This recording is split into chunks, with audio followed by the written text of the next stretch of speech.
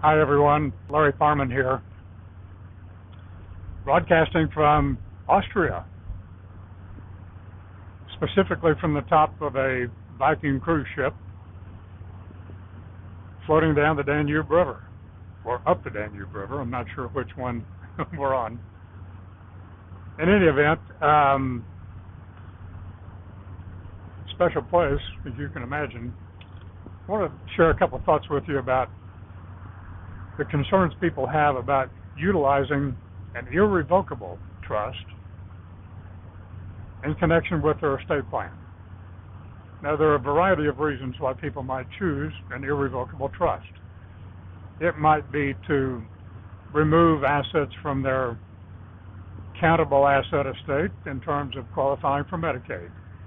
It might be to set up a special trust to hold assets for the benefit of children or grandchildren that they want special provisions for rather than an outright distribution. In other words, maybe assets distributed out over time, assets set aside for college expenses, and so forth.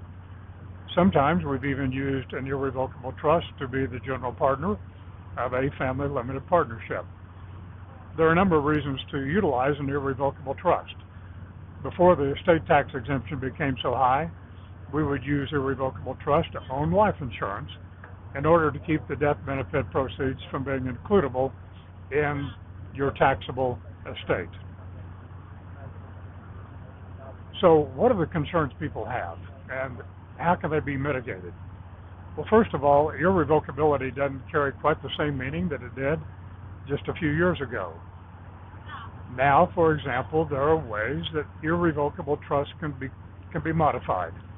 Some people even argue that the idea of irrevocability is somewhat passé, no longer really applicable.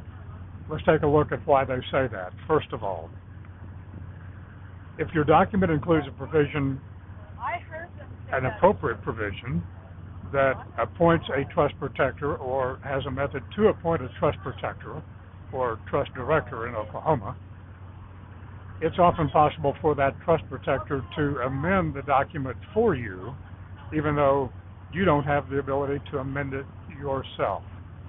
That creates additional flexibility. Second, many states now, including Oklahoma, have what are called decanting statutes.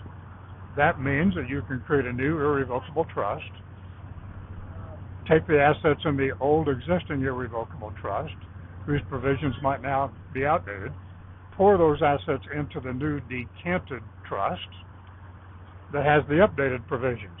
Now, there are some requirements for that, such as notifications, approval by beneficiaries, and so forth. But again, another option that creates flexibility. Third, there can be non-judicial settlement agreements in many states, including, again, Oklahoma. That means if family members agree to a modification of the original irrevocable trust, that agreement can be enforceable and can update the terms of your old irrevocable trust. And then finally, of course, there can be judicial reformation. So those are four ways that irrevocable trust can, in effect, through the back door, almost become revocable. A few steps, a few requirements, of course, but nonetheless, more flexibility than we might ordinarily think in terms of planning with an irrevocable trust.